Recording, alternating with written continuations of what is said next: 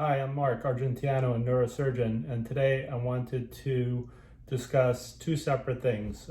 First is, can a magnetic helmet help heal the brain if there's any kind of brain problem or injury? And secondly, is there any way that you, as a potential investor, can try to profit from it? So for the first question, the magnetic helmet idea is there's something called Transcranial Magnetic Stimulation, or TMS. And what happens with that procedure is you wear a helmet, or a patient would wear a helmet, and they'd have magnetic pulses at the level of an MRI scanner, so very strong magnetic pulses delivered to specific areas in their brain. Now, this technology has been approved by the FDA for a variety of psychological and neurological conditions. TMS, transcranial magnetic stimulation, was FDA approved for treatment of major depression in 2007. So it's been FDA approved at the time of this video for 14 years. And it's normal to feel sad, of course, from time to time, but depression is different. It's a loss of ability to experience any pleasure and a loss of motivation, and it can become so disabling it can lead people to suicide. And it will affect 20% of people at some time in their lives, so it's a widespread problem. In 2013, so 6 years later, the FDA approved TMS for the treatment of certain types of migraine headaches. The type of migraine headaches in specific are those that were preceded by an aura or visual disturbances. And about 12% of people will suffer from migraine headaches during their lives, and about a third of those will have auras. So it's another big market. In 2018, TMS was approved by the FDA for treatment of obsessive compulsive disorder, OCD. People who suffer from OCD have recurring thoughts, which they can't dispel, and recurring urges, which they can't resist. About 2% of the population suffer from OCD at some point during their lives. In 2020, the TMS was approved for the treatment of smoking addiction.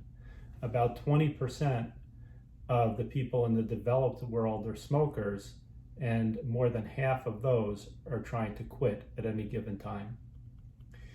In 2021, the FDA approved a breakthrough device certification for a device that works somewhat differently. The device that's manufactured by a company called BrainQ is aiming to improve recovery after either a stroke or a brain injury. It uses machine learning and AI, artificial intelligence algorithms, to evaluate EEG, electroencephalogram, after a patient has suffered a stroke or had a brain injury, traumatic brain injury. Like TMS, it will then use a helmet to deliver magnetic energy, except the energy it uses is much lower. And that treatment, according to the CEO of the company, aims to reprogram the damaged area of the brain by taking advantage of the brain's innate neuroplasticity, or its ability to rewire itself, for neurons, the brain cells to rewire themselves. So in the USA, many insurers will pay for some or all of the above indications. Outside the USA, the devices are approved for a wider variety of purposes, the TMS devices, that is. Bipolar disorder, post-traumatic stress disorder, schizophrenia, Alzheimer's disease, autism, chronic pain, multiple sclerosis, Parkinson's disease, post-stroke rehabilitation. So I'm interested in this from a neurosurgeon's perspective, but also from an investor's perspective. And I was interested to see if I could potentially invest in any of these companies. And I'm still trying to make up my mind whether or not to invest and in what amount and in which companies. And I, of course, would encourage you to do your own research. But This is what I found in my research. So there's a company called Neuronetics that produces a TMS machine called NeuroStar. NeuroStar is being marketed to treat depression, and it trades as STIM on the NASDAQ. And its market cap in July of 2021 was $350 million. The next company is called Greenbrook.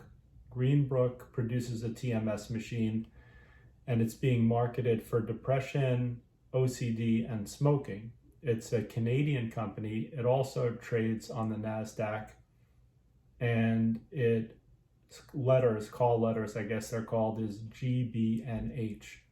Its market cap in July of 2021 was $195 million. The next company is called Brainsway. It produced a TMS machine called Deep TMS.